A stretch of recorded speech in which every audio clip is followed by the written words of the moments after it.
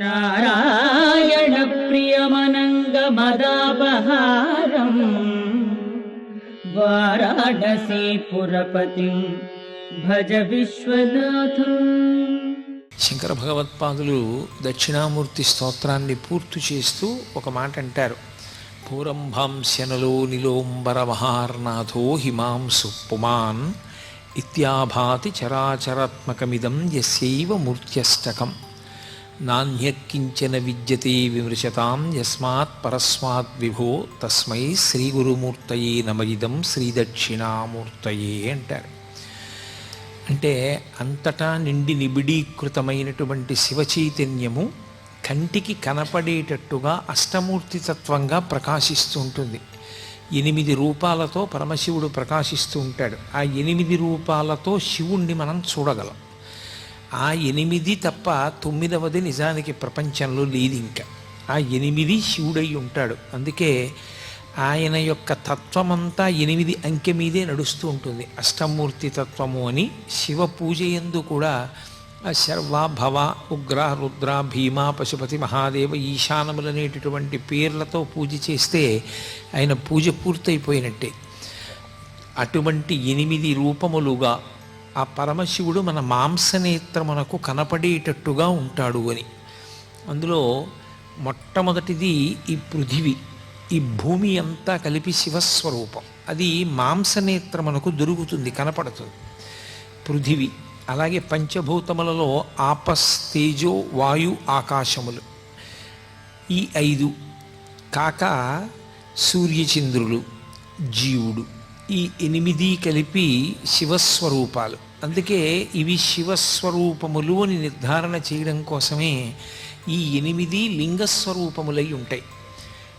కంచిలో పృథివీలింగం, జంబుకేశ్వరంలో జలలింగం, అరుణాచలంలో అగ్నిలింగం, చిదంబరంలో ఆకాశలింగం, శ్రీకాళహస్తిలో వాయులింగం, కోణార్కలో సూర్యలింగం, సీతాకుండంలో చంద్రలింగం, ఖాట్మండులో యజమానలింగం. యజమానలింగం అంటే నేను నేను అనుకునేటటువంటి యజమాని యొక్క స్వరూపం. ఈ 8 కూడా శివస్వరూపములే.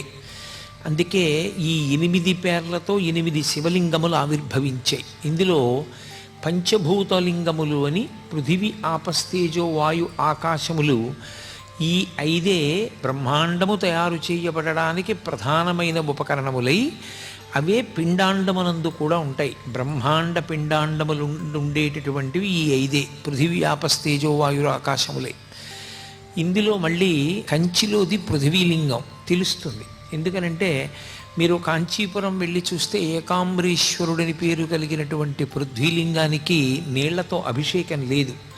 ఎందుకంటే నీటితో అభిషేకం చేస్తే కరిగిపోతుంది ఆ లింగం. అందుకని నీటితో అభిషేకం చెయ్యరు, ఒక్క మల్లె నూనెతో మాత్రమే దానికి అభిషేకం.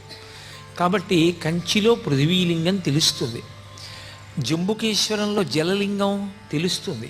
శ్రీరంగం వెళ్ళిన వాళ్ళు ఆ పక్కనే తిరువాణక్కోయిల్ అంటారు వాళ్ళు. ఆ తిరువాణక్కోయిల్ వెడితే ఆ పరమేశ్వరుని యొక్క శివలింగం దగ్గర ఎప్పుడూ నీరు ఊరుతూ ఉంటుంది. అది ఎవరి మీద ప్రోక్షించరు, ఆ నీళ్లు తీసి పోసేస్తూ ఉంటారు పక్కన. అలా నీరు ఊరుతూ ఉంటుంది కాబట్టి ఆయన జలలింగం, ఆయన నీటి స్వరూపముతో ఉంటాడు అని. శ్రీకాళహస్తిలో వాయులింగం. వాయువుని చూడడం ఎలా? వాయువుని చూడడం కుదరదు. కానీ వాయువు శివుడై ఉన్నాడని గుర్తు ఏమిటంటే శ్రీకాళహస్తిలో శివలింగానికి ఎదురుగుండా ఒక దీపం ఒకటి ఉంటుంది. ఆ దీపం ఎప్పుడు ఇలా కదులుతూ ఉంటుంది. ఒకప్పుడు విదేశీయులు పరీక్ష చేశారు. తలుపులన్నీ వేసేస్తే దీపాలు ఆరిపోతాయి కదా, ఏదో ఆక్సిజన్ లేకపోతే అని తలుపులన్నీ వేసేసి ప్రయత్నం చేశారు. అన్ని దీపాలు నిధనమైపోయాయి. ఆ ఒక్క దీపం మాత్రం గాలి లేకపోయినా కదులుతూ నిలబడింది. ఆ కదిలేటటువంటిది గాలికి కదులుతూ ఉంటుంది. ఆ గాలి కదులుతూ దీపం వెలగడమే వాయులింగం. యథార్థంగా ఎదురుగుండా కంటికి కనపడే లింగస్వరూపంతో పాటుగా అన్వయం చేసుకుని చూడవలసినటువంటి లింగస్వరూపం గాలికి కదిలేటటువంటి ఆ దీపం. అందుకని అది వాయులింగం. ఇక కంచిలో పృథివీలింగం, జంబుకేశ్వరంలో జలలింగం, అరుణాచలంలో అగ్నిలింగం, చిదంబరంలో ఆకాశలింగం, శ్రీకాళహస్తిలో వాయులింగం. చిదంబరంలో ఆకాశలింగం